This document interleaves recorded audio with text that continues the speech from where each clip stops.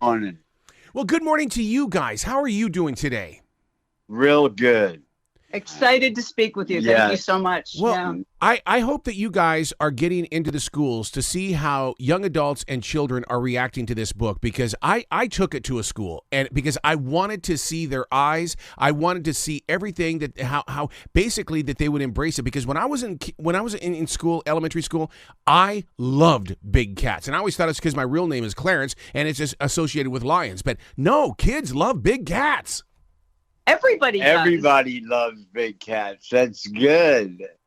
What is it about the big cat? Because is it because of the confidence? The they know they're beautiful. They know they've got what it takes to be strong in the world. Well, they are apex predators. They rule every ecosystem they live in. So they're the kings and queens. I'm glad that you brought that up, because so many times people will associate the big cats only with Africa, and you are proving inside this book, you better take a better look at this. Right. No, big cats are found throughout the world. And if we even look at the Western Hemisphere, cougars are found from Yukon all the way down to Patagonia. And then jaguars are in the same ecosystem from the U.S.-Mexican border all the way to northern Argentina. So even in our Western Hemisphere, we have two big cats, the mountain lion and the jaguar. Yeah. And the only two continents that don't have big cats are the frozen Arctic and the frozen Antarctic. That shocks me that they don't exist there. I mean, I understand the penguins and stuff like that have a place, but man, of all places to put like a big cat that can go, this is my land. I rule the Arctic areas.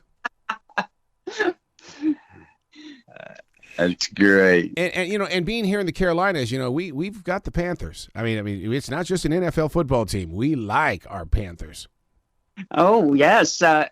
Well, there are East Coast Panthers. There's Panthers in Texas. There's the Florida Panther, which is being brought back. There were very few left, and now there's very serious conservation efforts, and they're coming back. I mean, they need more protection, as all wildlife does. There's a lot of people on the planet, and there's a lot of threats, and all the wildlife in the world today needs protection, and especially the apex predators, because they keep ecosystems in balance. They do. Yep. See, that's one of the reasons why one of my favorite animals to study is the vulture, because we need even the vulture to be a part of this planet.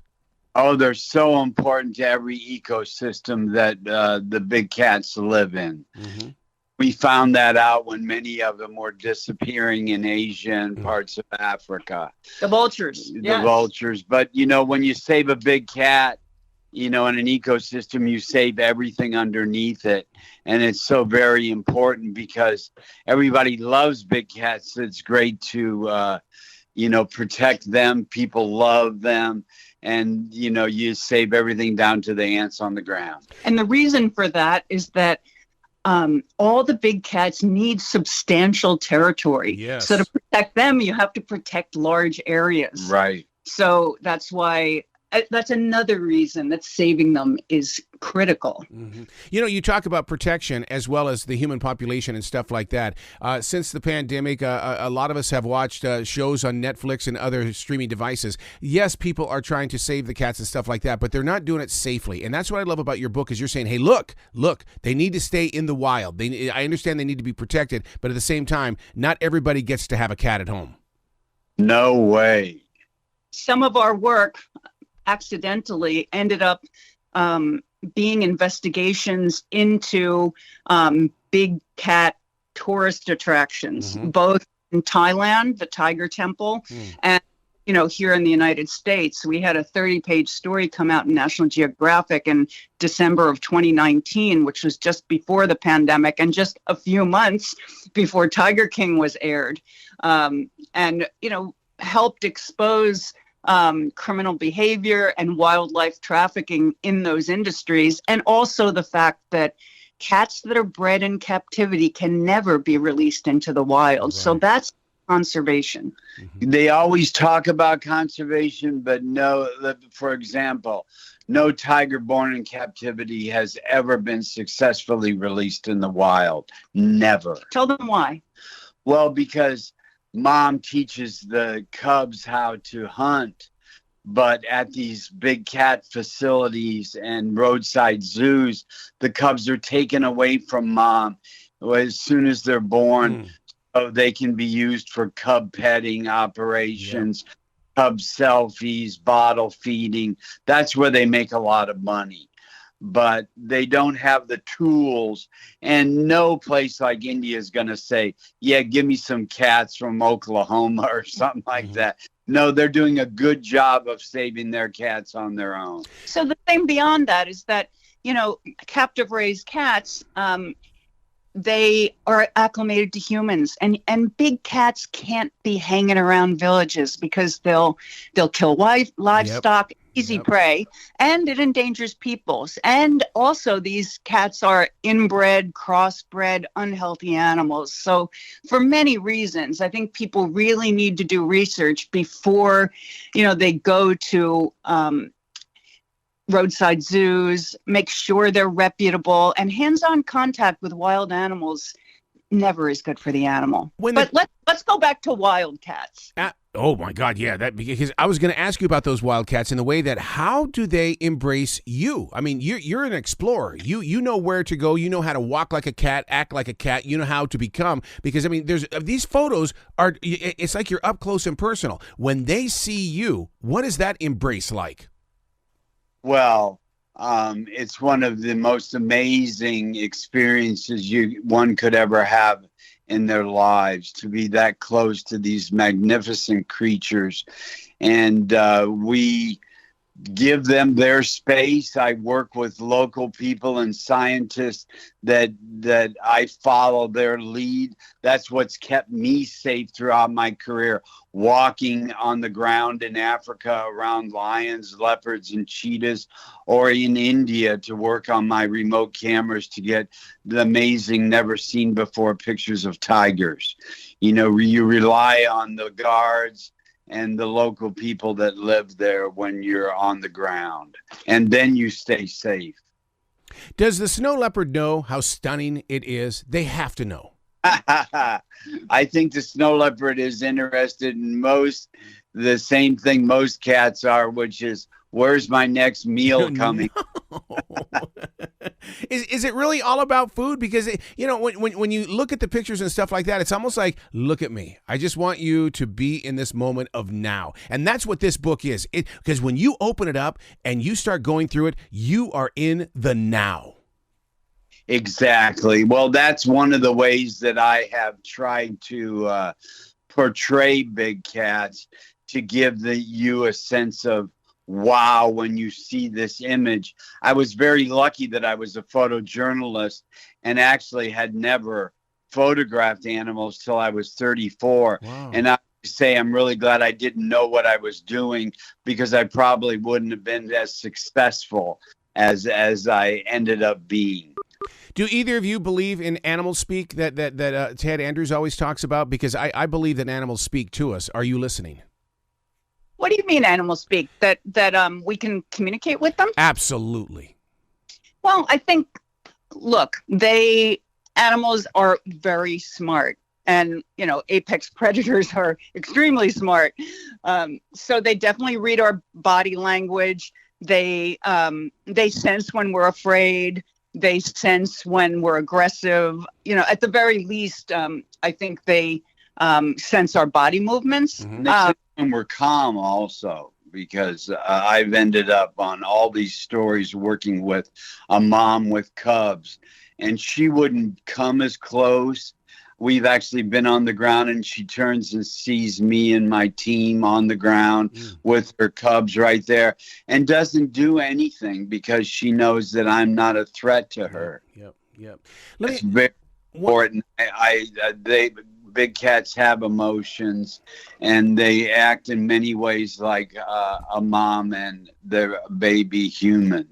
in many instances. I live in a forest here in South Charlotte, and it is blessed with so many wild animals. And the thing is that when I go out into this forest and I study them, one of the things that I really study is the tail. Do the big cats use their tail to communicate? Because, I mean, all of my deer do. I mean, even when I'm sitting there staring at the hawk and stuff like that, that tail tells me a lot. Yes. Depending on the species, that they use their tail for different things. Like the snow leopard has the largest, longest, fluffiest tail of all the cats, and part of its use is as a blanket because it's freezing.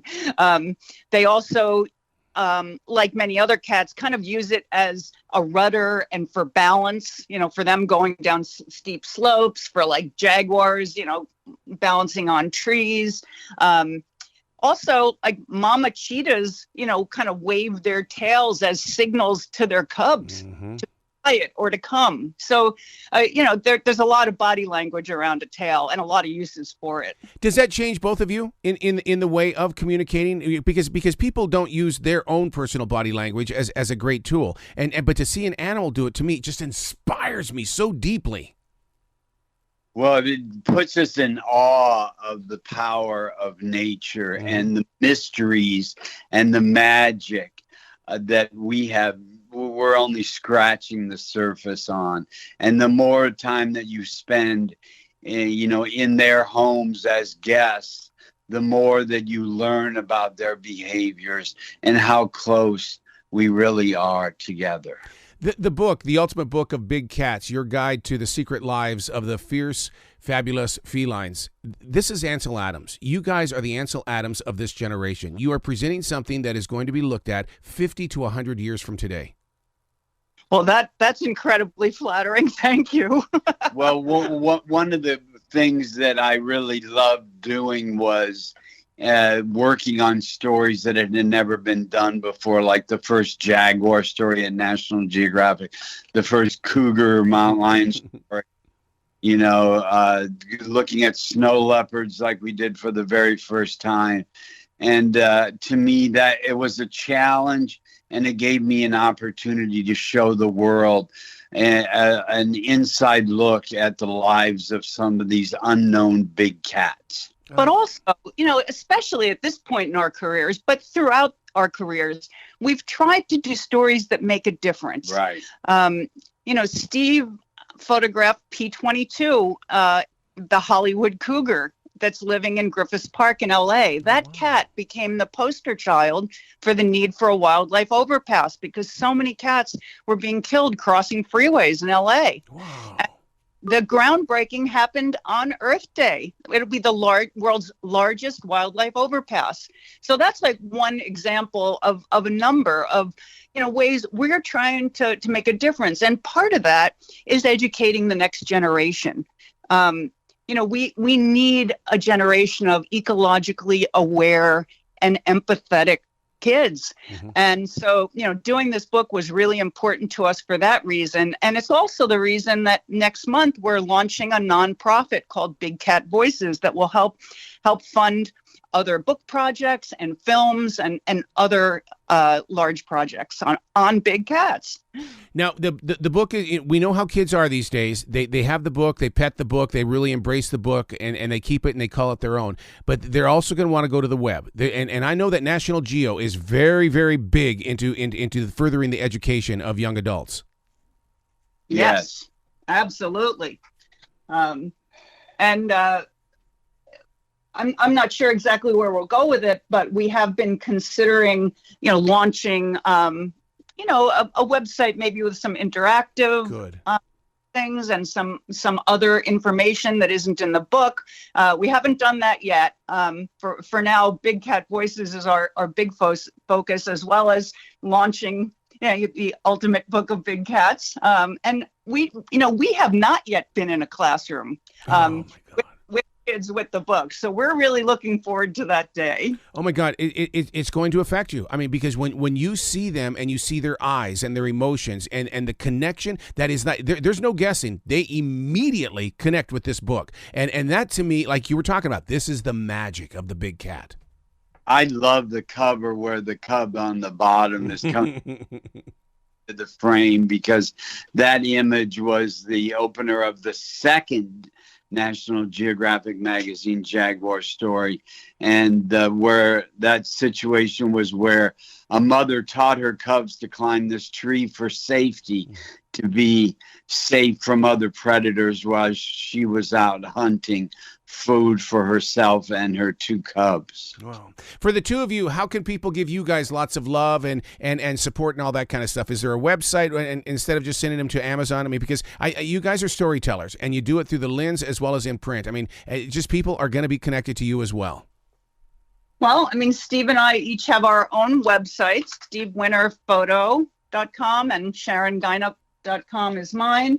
As of October 10th, bigcatvoices.org will be up and launched, and can learn more about our work and see more of our work on all three of those websites. Oh. And on National Geographic, they have untold amount of information on big cats. Including Steve did 3 films. Yes. One on leopards, one on jaguars with Bertie Gregory, who has a great new series, Epic Adventures with Bertie Gregory, on Disney Plus right now. who is joining with us on Big Cat Voices. Yeah. And third film?